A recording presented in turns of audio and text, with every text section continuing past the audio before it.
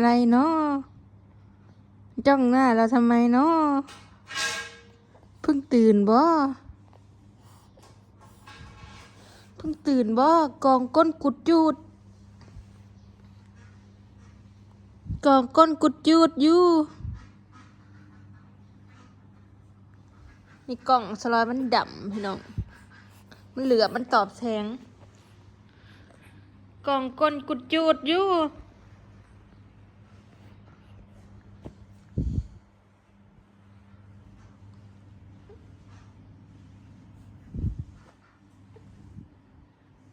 เพิ่นอยากนอนแนวนั้นเพิ่นนอนหัวเมื่อแล้วเพิ่นพลิกแล้วเพิ่นอยากหลับเลยอยากค้านแล้วพัดขาเจ็บข้างหนึงนั่นขาไข้อลิศเก่งแฮงพี่น้องถือคิงไข่มันขึ้นหุ่มๆแต่ว่าบ่ไข่แฮงกระเสร็จตัวบ่หายเด้เพิ่นบ่หายได้เวลาเพิ่นไข่แต่เพิ่นสิค้างออดหั่นนะเอาเพิ่นอยากนอนแล้วเพิ่นก็เอาหน้าไปข้างนั่นอาบน้ำให้แล้วเลยได้นี่อีรอยหน้าน่ะคืองุบลงไปแล้วนะผมมันเหยาะเนาะแม่บ่เนาะแม่นบ่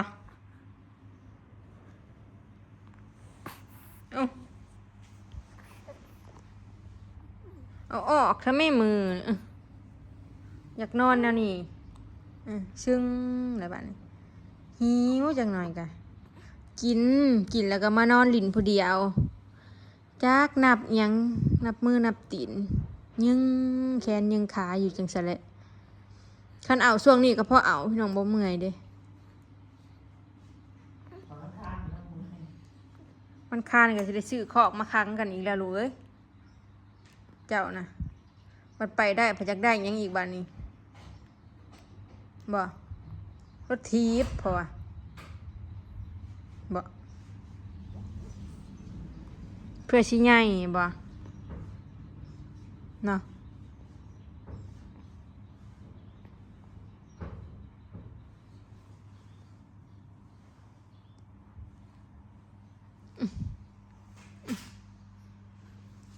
ตื่นเลยบ่อีพ่อไปอยู่ได้อีพ่อไปหับเงินโทรถามข่าวมีเงินมื้อเช้านี่ว่าบ่เป็นหยังวะ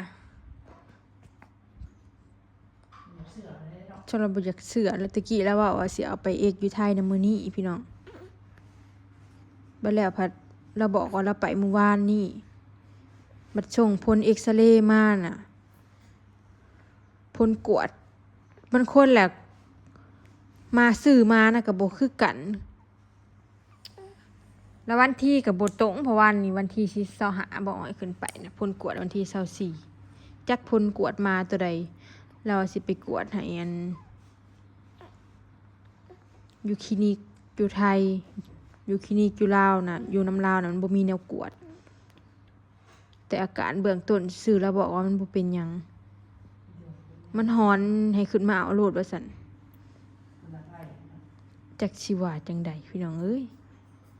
หรือมันบ่เป็นหยังก็มีแต่สลอยว่าคันคนนี่บ่รอดไปเหยียบรถใหญ่เหยียบแบบนั้นนะแต่กระถาบ่อ้อยเนาะผาฟังจากบ่อ้อยเขาก็สิตัวอยู่บ่ว่าไปกวดให้เฮาอ่ะพี่น้องก็ต้องมีใบเอ็กซเรย์จากคลินิกอยู่ไทยเลยเนาะสิตัวกันอยู่บ่สัตว์มันก็คือคนนี่เลยแต่เหยียบปันนั้นก็ยังงงอยู่มันย่างได้หรือว่ามันเจ็บทางในมันบวบเพื่อสิตายเนาะพี่น้องหิวแล้วบ่ตื่นมานี่ฮะ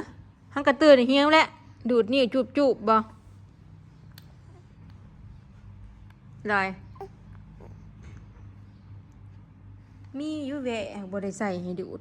เพราะเพิ่นบ่ได้หิวตลอดเด้เพิ่นบ่ได้ดูดนิ้วตลอดนะดูดแต่ยามหิวเท่านั้นผู้ป๊าดดูดจนลุบนิ้วเนาะอีร้อยลูกมากินนมผู้มือจักไปคูบยังมาอุ้ยผู้สกปรกได้ลูกหยุดโนแม่บอกว่า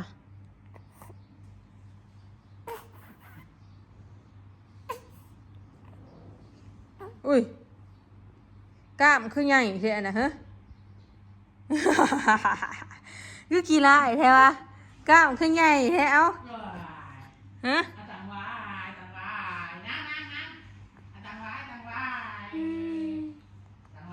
หลายคนว่าสรุปน้องสีผิวอะไร กล่องชะลอไปสีผิวหนึ่งกล่องบ่มีผัดสีขาวโตดจริงกัน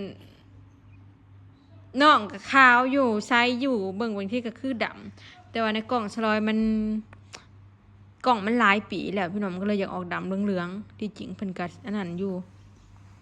โว้ยตื่นบ่มันก็ตื่นฮะเฮ็ดอีหยังน่ะแม่งมีจอตาเฮ็ดอีหยังน่ะหึเฮานอนนี่เมื่อคืนนี้เนาะบ่ได้เอาเขานอนห้องแอร์เนาะยันมาไข่เนาะยันไข่แห้งเสร็จโตให้เนาะได้กินยาเนาะเบิ่งขาจนเขียวพู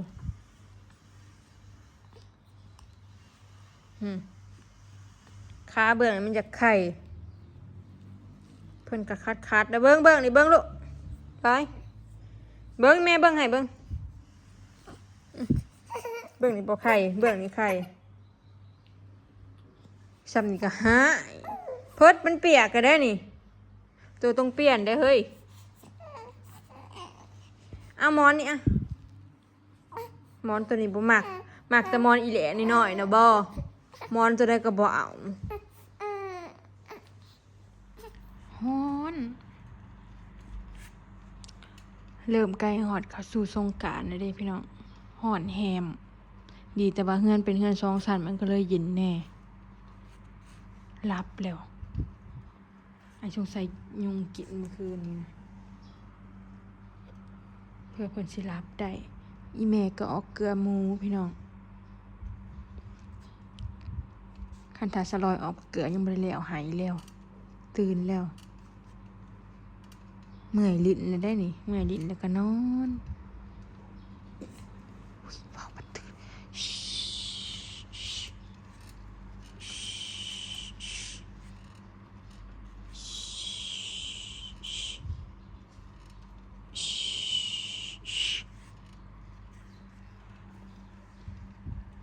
ว้าวดังก็บ่ได้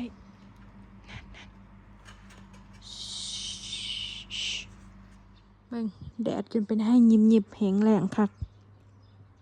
แห้งแล้งซ้ำได้แต่ว่าต้นคามคุณยายยังบ่ตายเบิ่งนี่อันที่เห็นเป็นป่านี่คือต้นคามเด้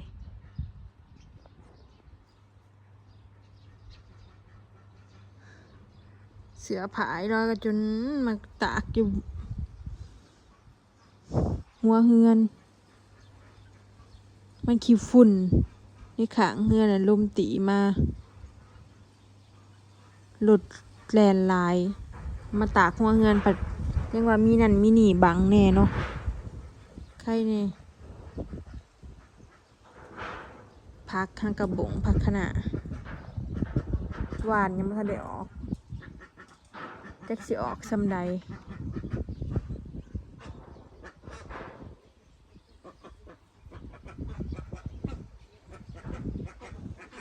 ลมเด้ลมแต่ว่ามันแหมพี่น้องแม่ยังพาได้ข่าวมาอยู่เกลือหมูเพื่อสิแล้วบ่อ่อยจักสิลงมาหอดจักโมงท่านก็ขึ้นเมื่อหอดถ้าเบิ่งมีเงินเนาะขึ้นเมื่อเอามีเงินลงมาท่านหมอบอกว่าบ่เป็นหยังพี่น้องแต่กระถาเบิ่งตัวจริงเนาะ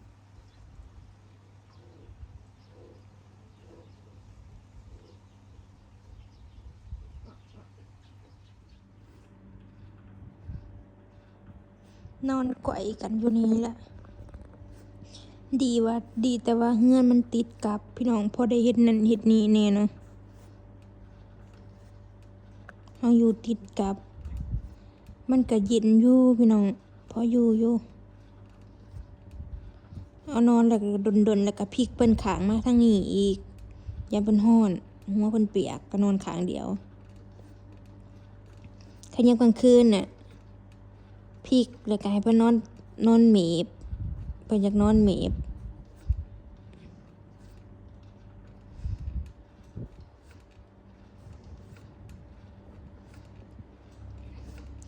ก็สิบ่ได้ไปทางใดเลยพี่น้องแต่ละมือก็อยู่จังซี่ละเอากันอยู่ซี่ละเนาะ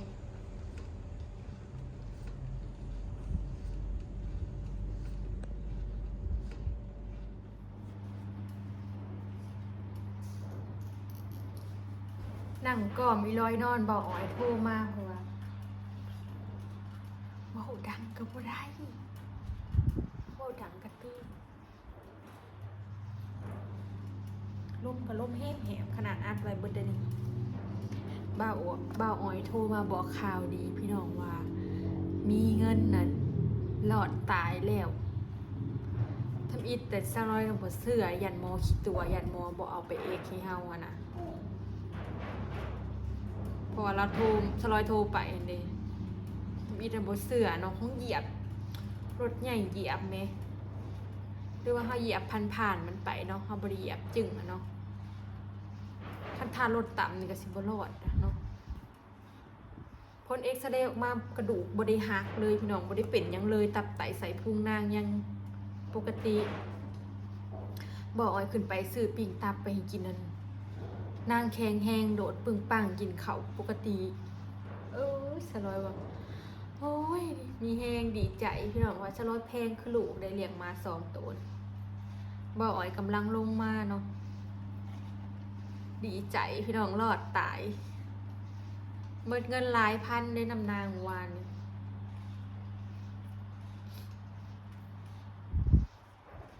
โมเมนต์4-5,000ผมบอกพี่น้องเดี๋ยวถาเบาอ้อยมากจริงๆอันนั้นเพิ่นดีใจว่าซันเบาอ้อยไปนะพี่น้องพ่อไปหับพระเจ้าก็ค้างไว้ในกรงในคลินิกเนี่ยบนหนาเสือเลยแต่ข้าถ้าบริซักยาบริยังแต่ว่าเลือดชีซ้ำในตายก็มีบ่จังเนาะ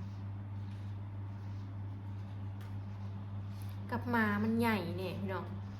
คันมาหน่อยในเหยียบหน่อยท้องแตกบ่จังเนาะโอ้ยดีใจเลยพี่น้องโล่งอกไปที่ถ้าเบิ่งมีเงินเอ้ยมีเงินให้โศกแม่กับใครแม่เบิดเงิน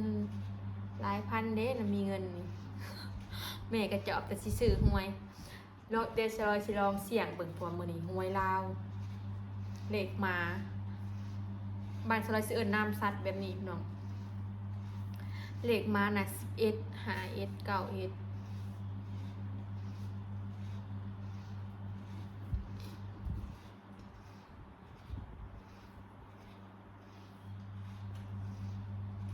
ีกแล้วเอาปิ่นขางห่อนเป็นผ้าขานอนห้องแหมแห้งเลยนี่เดี๋ยวสิปลุกเลยบ่ได้ให้นอนโดน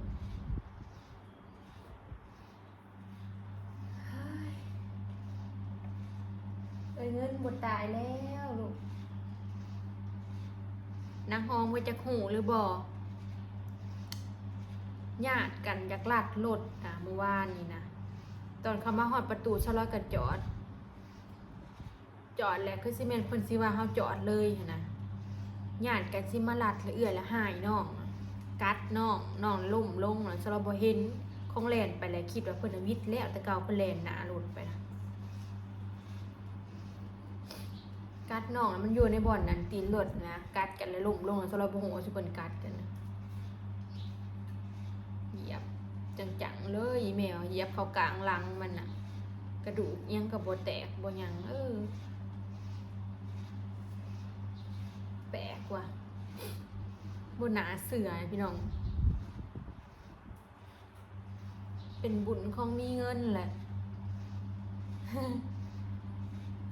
กำลังเงาอยู่สลอละให้อยู่เมื่อวานนี่นะ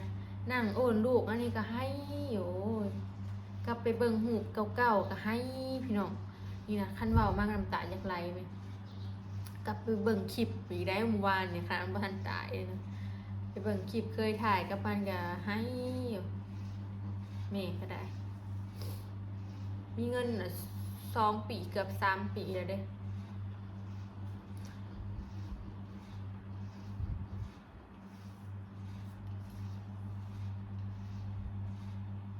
สลอยเอากับบ่ออ้อยนี่ก็3 ปีนี่ได้พี่น้องมามีเงินก็ซ้ำนั่นแหละปี2 ปีแล้วเฮ้ยโล่งอกไปไหนเนาะพี่น้องเนาะ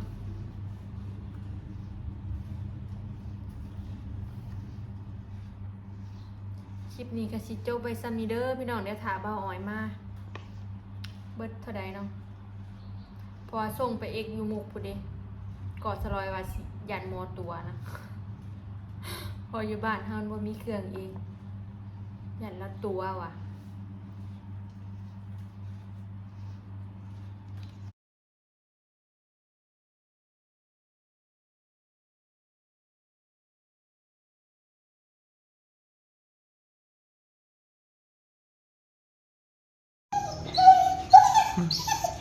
คิดฮอด